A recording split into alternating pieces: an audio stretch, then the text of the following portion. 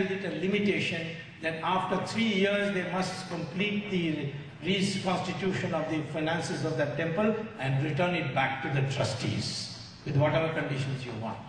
And if you can't find the trustees, you return it to the Hindu Dharma Acharya Sabha and say, please manage this. Tirupati must be returned.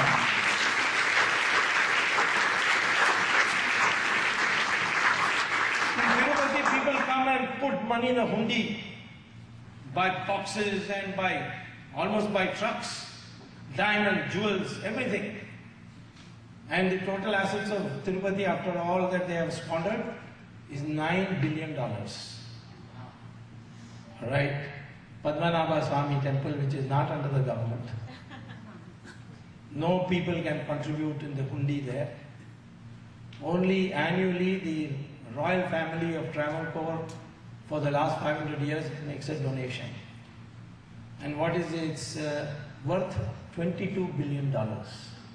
So Padmanabha Swami temple with minimal donation can have over so many years $22 billion. How is it that the Tirupati temple has only $9 billion? Tirupati should have $90 billion, not $9 billion. Because of the squandering that is taking place. We must liberate the temples because that's where the gods reside. And we must build around the temple the universities, the yogashalas and the preachings of our scriptures and so on. And make them into a place where people can come. Not only to pray to God, but to learn something, learn Sanskrit there. There are many temples doing that, but we must do it more systematically and build a university around it. That was the original concept of the temple. And that's what we must bring back. If you do these 4 things, you will be a Virat Hindu and nobody would dare to touch our country. We will become a global economic power within the next 20 years. That's what we should strive for. If India is strong, you NRIs will be strong. Don't think that because you have come away and whatever happens to India, you are safe here. No, that's what the Indians of Uganda were thinking. One day they were thrown out because they were Indians. The Fiji people also were thinking like that. The Indian got elected to be Prime Minister, the army took over, it said nothing doing. Same situation is developing in Mauritius. What's happening in Guyana? In Bangladesh, they were 32% Hindu. Today only 5%. Nobody talks about the religious cleansing that is going on. If I drive away the Muslims from Kashmir, oh, what a halla there will be. Well, I wrote all this in an article in Bombay, and all the leftists are very scared of Hindu consolidation. Because they know that, because they are not godless people, they are atheists. So they have produced a big petition, not petition, big petition, because Harvard has 10,000 students, they produce 200 students. Most of them are having long hair and lice crawling all over there. Dirty people. They submitted it. What did the university say? They gave what India should have said in the first place. That whether you like the article or not, but the freedom of speech is sacred. Free speech is sacred. So therefore we are not going to take notice of the petition.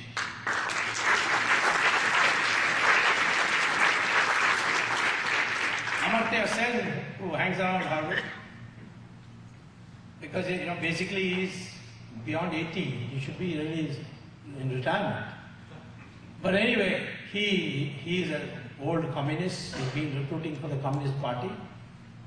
He was recruited by Sonia Gandhi to do this because they wanted me somehow to be prevented from coming to the court and arguing this 2G.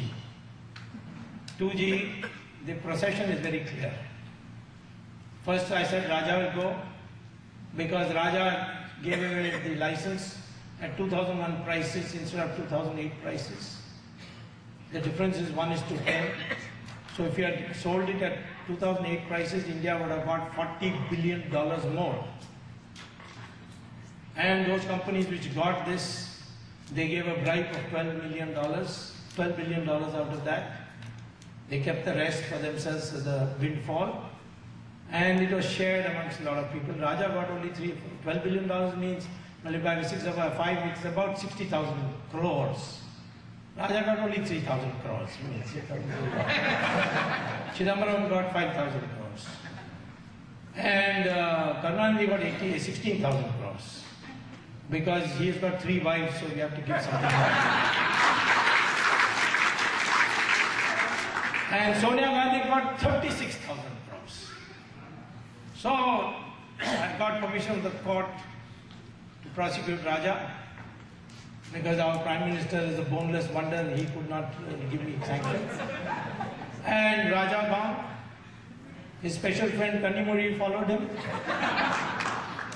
Now they are in him any day. Then I found that Raja is being sent to jail because he charged 1/10 the price of 2008. But the cabinet had authorized 2 ministers to decide without reporting to the cabinet. One was finance minister, the other was telecom minister. The finance minister at that time was Chidambaram. So if Raja is in jail, Chidambaram also should be in jail to keep him company. So I argued the matter on 13th May. Court heard me and said we want to hear the CBI reply. Then I couldn't have the matter listed in July because I was here. On 24th August, that will be Chidambaram will have to.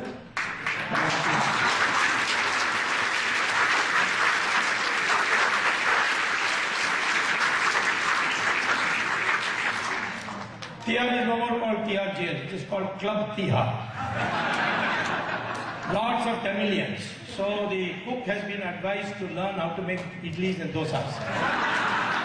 I have also written to the jail superintendent that please start soon to make him, teach him how to do pizzas and ravioli.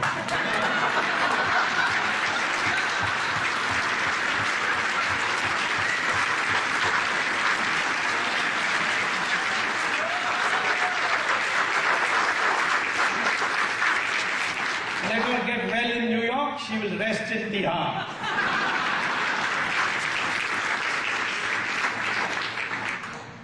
So, this is a unique thing that has happened.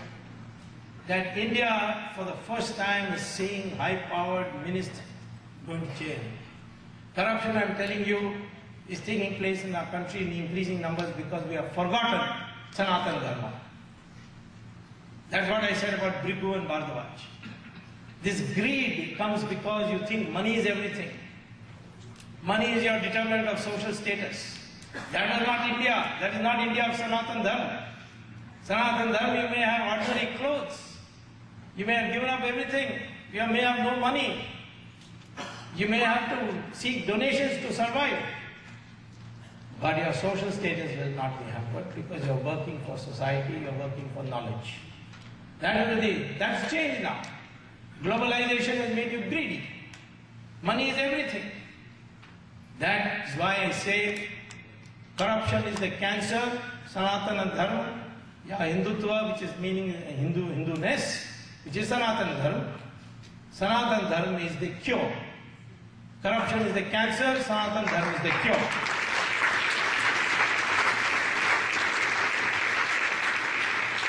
And that is the way we have to build our society. Remember that the rich people of this country, the white Americans, they are not happy people. You go to Sri Sri Ravi Shankar's ashram, full of foreigners.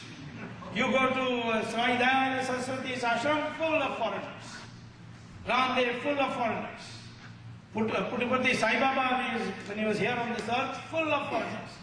I remember one American woman coming and asking him, Babaji, I want peace. Please tell me how. So Babaji says, you said I want peace. Then get rid of I, your ego, and want, your desire. What you will be left with is peace. And she was so pleased. She made a huge donation. The richest Hollywood actress by name Julia Roberts came to India and she said, why these people so poor are still happy? Then she took her to the Swamiji. The Swamiji gave her what Bhagavad Gita says about Nishkam Karma and all that. She came back and became a Hindu. She made her husband Hindu. She made her children Hindu.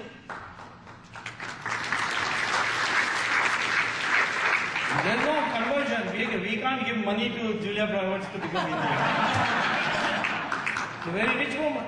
Same thing is Stephen Jobs of iPhone and iPad. He went to Varanasi and became a Hindu. Large numbers of people are becoming Hindu, they are not getting reported. They are already taken to yoga in a big way. They are learning Sanskrit because the NASA's report on artificial intelligence says the best language to store knowledge is Sanskrit. So they have now started a program.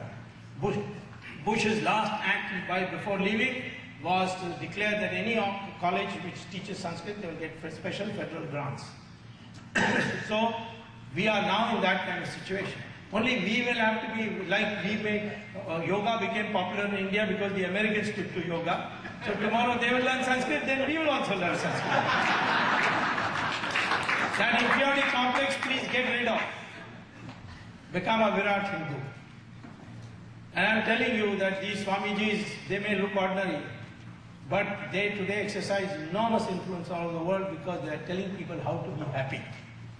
Just money will not make you happy. You need a balance between spiritual values and material prosperity. In fact, when I am at Harvard, I get harassed by telephone calls saying, Swamiji, please come and give us a lecture on Bhagavad Gita. I said, I am not a genuine Swamiji. He said, oh, maybe it will double your fees, then you will come. This is the India that is today on the threshold. We can either go to the ditch by becoming greedy and corrupt, or we can rise to the top and become once again, the greatest economic power, cultural power of the world. I think some of our natural friends we'll have to work with because we are suffering from terrorism and other things. The Americans and the Israelis, they are our natural friends. I think that it's possible to work an understanding with China. I find the Chinese very, practical people. When they make friends, they make good friends, and when you are not a good friend, then they will cheat you. So, therefore, we must understand that character. These four countries are the ones that will be shaping the future of the world. We should bond together, but first of all, let us liberate our character, let us liberate our mental blocks, let us liberate ourselves from our mental blocks, learn a new history, learn a new identity, take a new identity, that of a Virat Hindu. We will be all great people once again. Thank you very much.